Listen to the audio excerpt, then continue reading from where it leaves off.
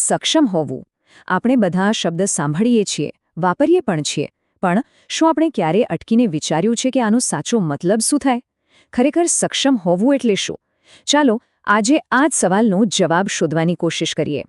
ઘણીવાર એવું બને છે નહીં, કોઈ મોટો પડકાર સામે આવે અને આપણને પોતાની જાત પર જ શંકા થવા લાગે. મનમાં બસ એક જ સવાલ ઘૂમ્યા કરે, શું આ મારાથી થશે? સારું, તો આ વાતને સમજવા માટે ચાલો એક નાનકડી વાર્તાથી શરૂઆત કરીએ. આ એક એવી વાર્તા છે જેમાં શંકા છે, અને એ શંકાને દૂર કરવા માટેની હિંમત અને મિત્રતા પણ છે. તો જુઓ, વાત એમ છે કે સ્પોર્ટ્સ રેલી આવવાની હતી, પણ વીણાનું મન ઉદાસ હતું. કેમ? કારણ કે એના પગમાં ઈજા થઈ હતી, અને એને લાગતું હતું કે હવે એ ભાગ નહીં લઈ શકે. આ જ ચિંતા એણે પોતાની ફ્રેન્ડ શાલુને કહી. વીણાના આ શબ્દોમાં એની લાચારી અને શંકા સ્પષ્ટ દેખાય છે નહીં?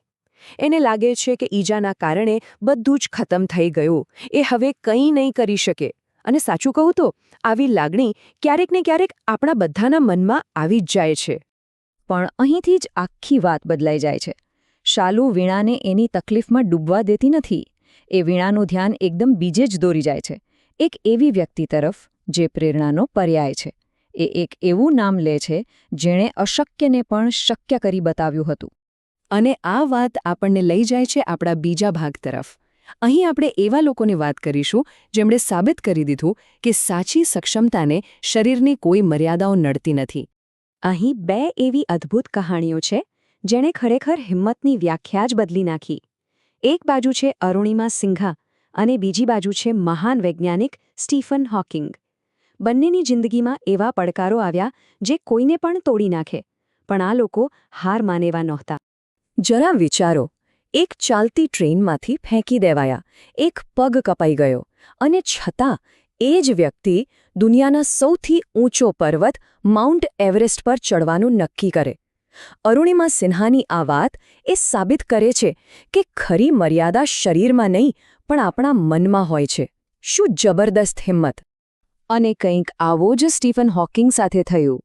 જ્યારે એ 21 વર્ષના હતા ત્યારે ડોક્ટરોએ કહ્યું કે એમની પાસે બહુ ઓછો સમય બચ્યો છે. પણ જુઓ, એમણે આખી દુનિયાને ખોટી સાબિત કરી. ભલે એમનું શરીર એક વ્હીલચેર પૂરતું સીમિત થઈ ગયું, પણ એમનું મગજ તો આખા બ્રહ્માંડમાં ફરી રહ્યું હતું.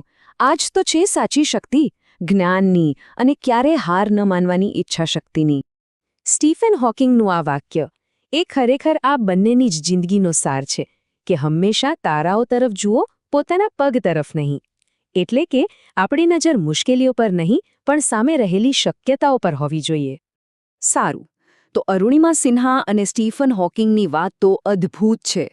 પણ શું સક્ષમ હોવાનો મતલબ હંમેશા આવા મોટા પહાડો ચડવાનો જ હોય છે, કે પછી એનો કોઈ બીજો અર્થ પણ હોઈ શકે?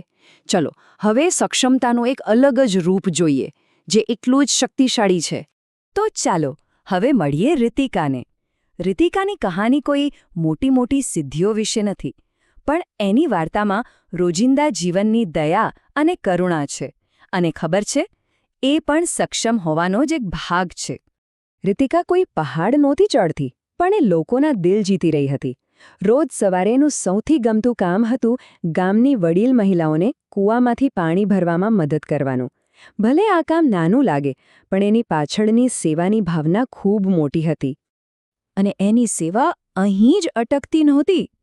રોજ સાંજે એ ગામના લોકોને ભેગા કરીને છાપું વાંચી સંભળાવતી, જેથી બધાને ખબર પડે કે દુનિયામાં શું ચાલી રહ્યું છે.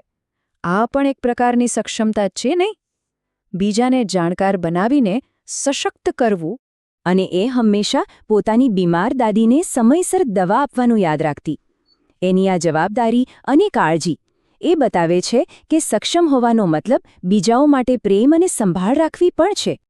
તો અરુણિમા, સ્ટીફન અને રિતિકા, આ ત્રણેયની વાર્તાઓમાંથી આપણને શું શીખવા મળ્યું? ચાલો હવે એ બધા મુદ્દાઓને ભેગા કરીને જોઈએ કે સક્ષમ બનવા માટે આખરે શું જોઈએ. તો વાત એમ છે કે સક્ષમતાના 4 મુખ્ય ઘટકો છે. પહેલું, અરુણિમા જેવી હિંમત, જે ડર સામે લડતા શીખવે. બીજું, સ્ટીફન જેવો આત્મવિશ્વાસ, એટલે કે પોતાની જાત પર ભરોસો. ત્રીજું, સખત મહેનત, પોતાના ધ્યેય સુધી પહોંચવા માટે. અને ચોથું રીતિકા જેવી દયા, બીજાની સંભાળ લેવાની ભાવના. અને આ બધું જ આપણને પાછું પેલી વીણાની વાત પર લઈ આવે છે. યાદ છે શાલુના કોચે શું કહ્યું હતું? હંમેશા કહો હું કરી શકું છું, ક્યારે ન કહો કે હું ન કરી શકું. બસ આ જ તો વાત છે. આખો ખેલ વિચારનો છે. આપણી માનસિકતા જ નક્કી કરે છે કે આપણે શું કરી શકીએ છીએ. તો સક્ષમ હોવાનો સાચો અર્થ શું? અંતે કદાચ જવાબ સ્ટીફન હોકિંગના એ જ શબ્દોમાં છે. આપણી નજર આપણા પગ પર, આપણી મર્યાદાઓ પર નહીં, પણ આકાશના તારા ઉપર, એટલે કે અનંત શક્યતાઓ પર હોવી જોઈએ. સક્ષમતાનો અર્થ એ જ છે કે આપણી ક્ષમતાઓ અનંત છે, બસ આપણો દૃષ્ટિકોણ સાચો હોવો જોઈએ.